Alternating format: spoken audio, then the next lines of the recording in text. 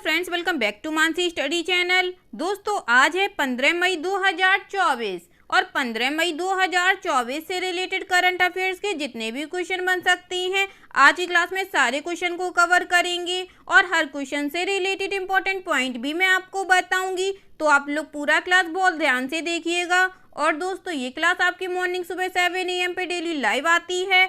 आप सभी लोग सुबह 7 बजे इस क्लास के लिए तैयार रहा करिए। इससे आपकी तैयारी करंट अफेयर्स में बेहतर होने वाली है और आगे आने वाले सभी एग्जाम में आप लोग करंट अफेयर्स से रिलेटेड जितने भी टाइप के क्वेश्चन एग्जाम हॉल में पूछे जाते हैं, आप उन सभी टाइप के क्वेश्चन का आंसर बहुत इजीली दे पाएंगे। तो चलिए देरी ना करते हुए आज के पहले क्वेश्चन पर आते हैं।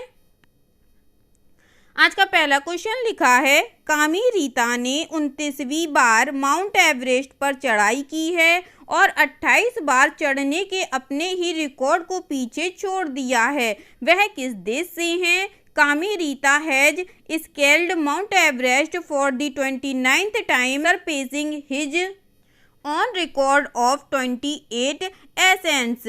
ही belongs to which country? First option है श्रीलंका, सेकेंड ऑप्शन है नेपाल, थर्ड ऑप्शन है भूटान, फोर्थ ऑप्शन है भारत।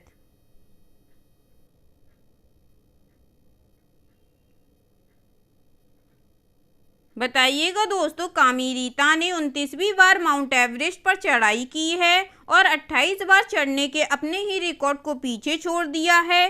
वह किस देश से हैं?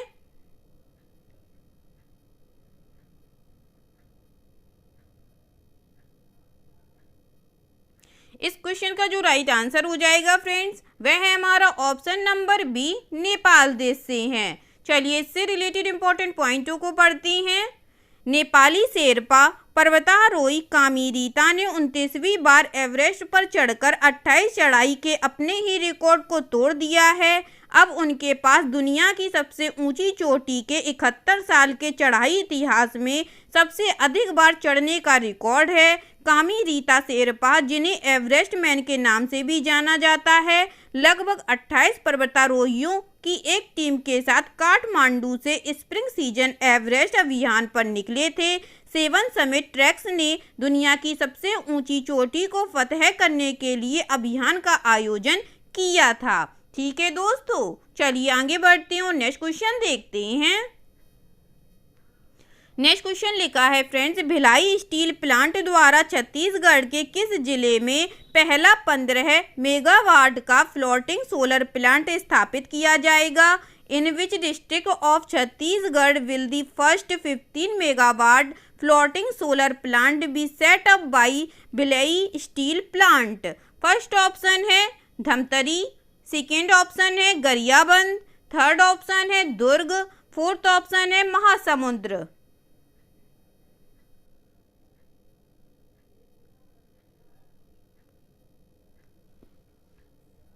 बताइएगा दोस्तों, इस क्वेश्चन का राइट आंसर क्या हो जाएगा? इस क्वेश्चन का जो राइट आंसर हो जाएगा फ्रेंड्स, वह है हमारा ऑप्शन नंबर सी, दुर्ग। चलिए इससे रिलेटेड इंपॉर्टेंट पॉइंटों को पढ़ते हैं।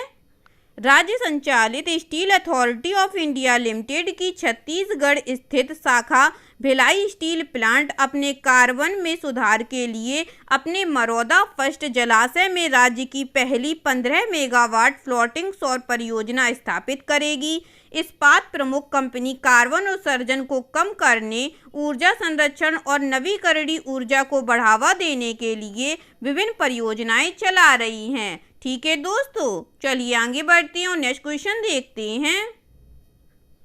नेक्स्ट क्वेश्चन लिखा है फ्रेंड्स, हाल ही में किस बैंक ने घोषणा की है कि वह 1 जून 2024 को ग्राहकों के निष्क्रिय खाते बंद कर देगा?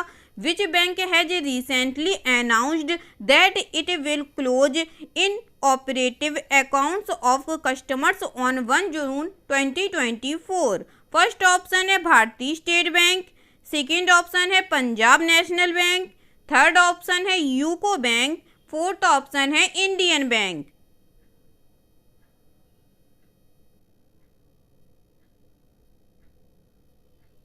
बताइएगा दोस्तों, हाल ही में किस बैंक ने घोषणा की है कि वह 1 जून 2024 को ग्राहकों के निष्क्रिय खाते बंद कर देगा? इस क्वेश्चन का जो राइट आंसर हो जाएगा फ्रेंड्स, वह है हमारा option number B, Punjab national bank ने। चलिए इससे रिलेटेड इंपॉर्टेंट पॉइंटों को पढ़ते हैं। पंजाब नेशनल बैंक ने घोषणा की है कि वह 1 जून 2024 को अपने सभी ग्राहकों के निष्क्रिय बैंक खाते बंद कर देगा। जिन ग्राहकों के खाते निष्क्रिय हो गए हैं वे 31 मई 2024 तक अपना KYC पूरा करके अपने खाते को सक्रिय कर सकते हैं। बैंक ने खर्चों को कम करने और ऐसे खातों में धोखाधड़ी को रोकने के लिए यह कदम उठाया है। ठीक है दोस्तों, चलिए आगे बढ़ते हैं और नेक्स्ट क्वेश्चन देखते हैं।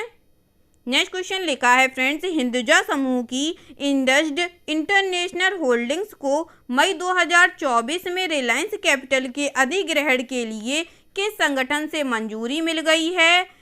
Hinduja groups IndusInd international holdings has received approval from which organization for the acquisition of Reliance capital in May 2024? First option है नाबार्ड, सेकेंड ऑप्शन है RBI, थर्ड ऑप्शन है IRDAI, फोर्थ ऑप्शन है सेबी।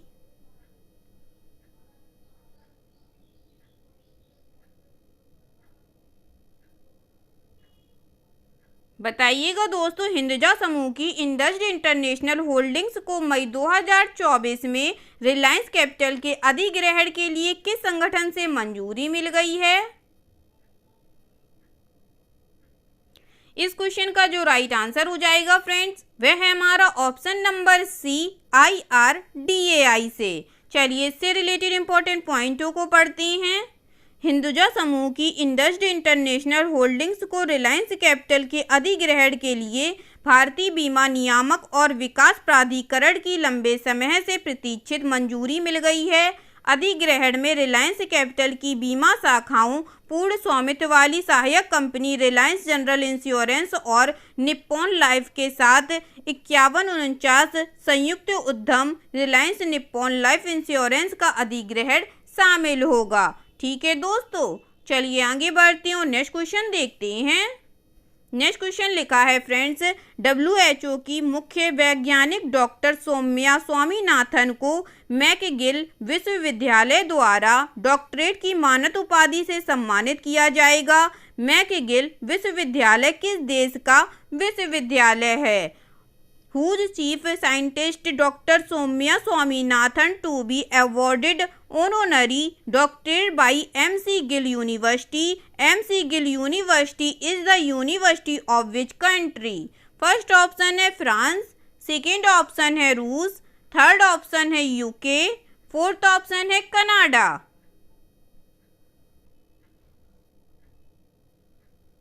जल्दी से बताइएगा दोस्तों, मैकगिल विश्वविद्यालय किस देश का विश्वविद्यालय है?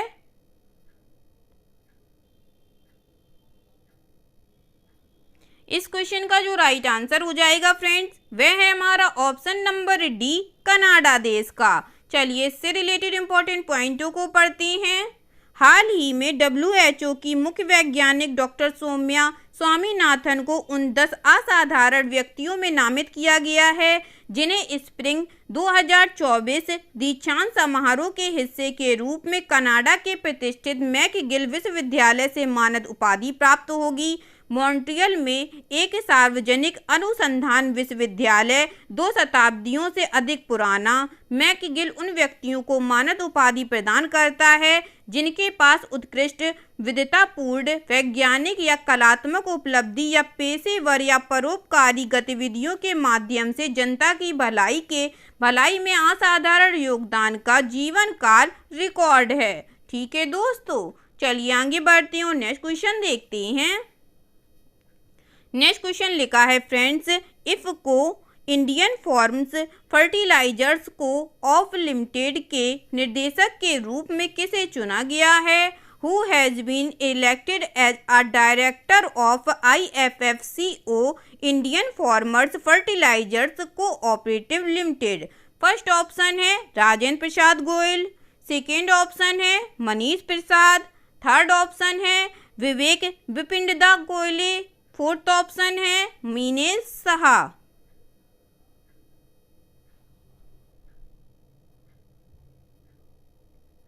बताइएगा दोस्तों इस क्वेश्चन का राइट आंसर क्या हो जाएगा।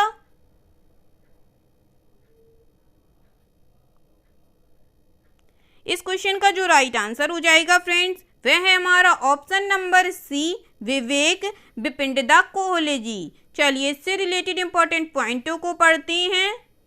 विवेक विपिंडदा कोहले को इफ़को नई दिल्ली के निर्देशक के रूप में चुना गया है।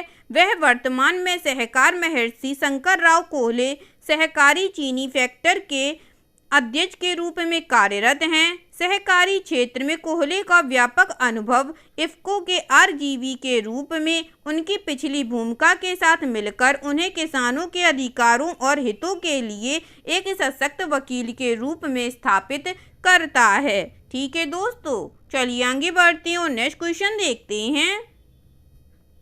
नेक्स्ट क्वेश्चन लिखा है फ्रेंड्स, वरिष्ठ आईपीएस अधिकारी इदा सिसा नोंगरांग को किस राज्य की पहली महिला पुलिस महानिदेशक नियुक्त किया गया है। Senior IPS officer Ida Sisa Nongrang has been appointed as first women director general of police of which state. First option है त्रिपुरा, सेकंड ऑप्शन है सिक्किम, थर्ड ऑप्शन है असम, फोर्थ ऑप्शन है मेघालय।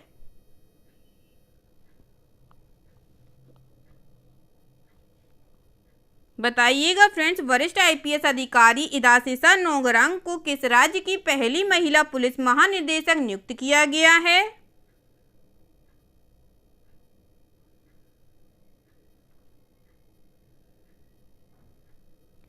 इस क्वेश्चन का जो राइट आंसर हो जाएगा फ्रेंड्स वह है हमारा ऑप्शन नंबर डी, मेघालय देश का। चलिए इससे रिलेटेड इंपॉर्टेंट पॉइंटों को पढ़ते हैं। वरिष्ठ आईपीएस अधिकारी इदा सिसा नोंगरांग को मेघालय राज्य की पहली महिला पुलिस महानिदेशक नामित किया गया है। 1992 बैच की भारतीय पुलिस सेवा अधिकारी वह लज्जाराम विश्नोई का स्थान लेंगी जो 19 मई को सेवानिवृत्त होंगे। वह 19 मई 2024 तक राज्य की पुलिस प्रमुख के रूप में काम करेंगी। नोंगरांग इस प्रतिष्ठित पद पर पहुंचने वाली पहली आदिवासी महिला भी हैं। ठीक है दोस्तों, चलिए आगे बढ़ते हैं और नेक्स्ट क्वेश्चन देखते हैं। नेक्स्ट क्वेश्चन लिखा है फ्रेंड्स, जापान ने फाइनल में पाकिस्तान को हराकर अपनी पहली सुल्तान अजलान शाह ट्रॉफी जीती। सुल्तान अजलान शाह ट्रॉफी किस खेल से संबंधित है।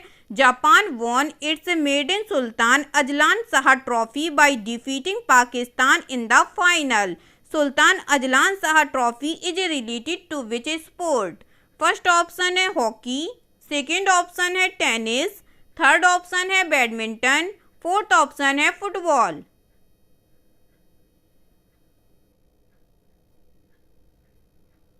जल्दी से बताइएगा दोस्तों इस क्वेश्चन का राइट आंसर क्या हो जाएगा।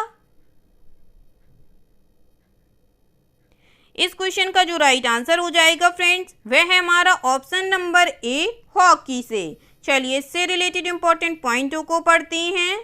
जापान ने फाइनल में पेनल्टी शूट आउट में पाकिस्तान को 4-1 से हराकर अपनी पहली Sultan Azlan Shah hockey trophy जीत ली है। फाइनल मलेशिया के इपोह में अजलान शाह स्टेडियम में खेला गया था। जापान ने ट्रॉफी जीती। पाकिस्तान दूसरे स्थान पर रहा, मलेशिया तीसरे स्थान पर था। उसके बाद न्यूजीलैंड, दक्षिण कोरिया और कनाडा अंतिम स्थान पर थे। ठीक है दोस्तों, चलिए आगे बढ़ते हैं और नेक्स्ट क्वेश्चन देखते हैं। नेक्स्ट क्वेश्चन लिखा है फ्रेंड्स, मई 2024 में हेमंत खत्री को गोव कनेक्ट द्वारा PSU समर्पण पुरस्कार से सम्मानित किया गया है। खत्री वर्तमान में किस कंपनी के CMD हैं। Hemant Khatri has been honoured with PSU Samarpan award by government connect in May 2024। Khatri is currently CMD of which company.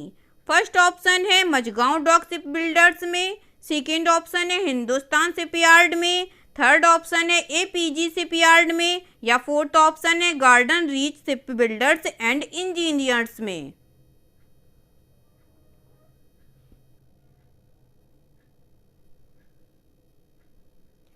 बताइएगा दोस्तों, मई 2024 में हेमंत खत्री को गोव कनेक्ट द्वारा PSU समर्पण पुरस्कार से सम्मानित किया गया है। खत्री वर्तमान में किस कंपनी के CMD हैं?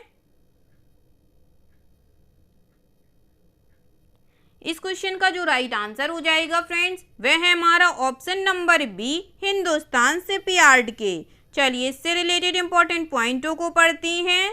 हिंदुस्तान शिपयार्ड लिमिटेड के अध्यक्ष और प्रबंध निर्देशक हेमंत खत्री को नई दिल्ली में आयोजित पुरस्कार समारोह में गोव कनेक्ट द्वारा प्रतिष्ठित PSU समर्पण पुरस्कार से सम्मानित किया गया है। PSU समर्पण पुरस्कार देश की प्रगति में सार्वजनिक क्षेत्र के उपक्रमों के महत्वपूर्ण योगदान को स्वीकार करता है। ठीक है दोस्तों, चलिए आगे बढ़ते हैं और आज का लास्ट क्वेश्चन देखते हैं। आज का लास्ट क्वेश्चन लिखा है फ्रेंड्स, दोहा डायमंड लीग में के सर्वश्रेष्ठ थ्रो के साथ नीरज चोपड़ा दूसरे स्थान पर रहे। Neeraj Chopra finishes second with a best throw of in Doha diamond league. First option है 88.36 मीटर, सेकेंड ऑप्शन है 88.38 मीटर, थर्ड ऑप्शन है 88.30 मीटर, फोर्थ ऑप्शन है 88.66 मीटर।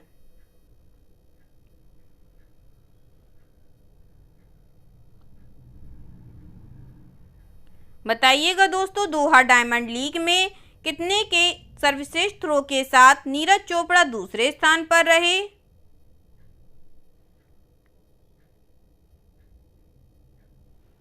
इस क्वेश्चन का जो राइट आंसर हो जाएगा फ्रेंड्स, वह है हमारा ऑप्शन नंबर ए, 88.36 मीटर के। चलिए इससे रिलेटेड इंपॉर्टेंट पॉइंटों को पढ़ते हैं। दोहा डायमंड लीग में नीरज चोपड़ा 88.36 मीटर के सर्वश्रेष्ठ थ्रो के साथ दूसरे स्थान पर रहे, जबकि भारत के किशोर जेना का सर्वश्रेष्ठ 76.31 मीटर था। चेक गणराज्य के जैकब वाइल्डेज जो 88.38 के सर्वश्रेष्ठ प्रयास के साथ पहले स्थान पर रहे, जबकि एडरसन पीटर्स ने तीसरा स्थान हासिल किया। इस बीच भारत के किशोर जेना, जिन्होंने पिछले साल एशियाई खेलों में 87.54 मीटर के व्यक्तिगत सर्वश्रेष्ठ के साथ रजत पदक जीता था, डायमंड लीग में निराशाजनक शुरुआत करते हुए 76.31 मीटर के सर्वश्रेष्ठ थ्रो के साथ 9वें स्थान पर रहे। ठीक है दोस्तों, आई होप आज के सभी क्वेश्चन आप लोगों को बहुत अच्छे लगे होंगे फ्रेंड्स, और सभी क्वेश्चन से रिलेटेड इंपॉर्टेंट पॉइंट के नोट्स भी आप लोगों को बहुत अच्छे से समझ में आए होंगे। एग्जाम के नज़रिए से दोस्तों क्लास बहुत हेल्पफुल रही होगी। अगर आप लोगों को क्लास अच्छी लगी हो और सारे फैक्टों को आप लोगों ने अच्छे से समझा हो, तो प्लीज़ इस क्लास को लाइक कीजिएगा, शेयर कीजिएगा और आपके अपने चैनल मानसी स्टडी चैनल को सब्सक्राइब कीजिएगा। थैंक यू सो मच दोस्तों।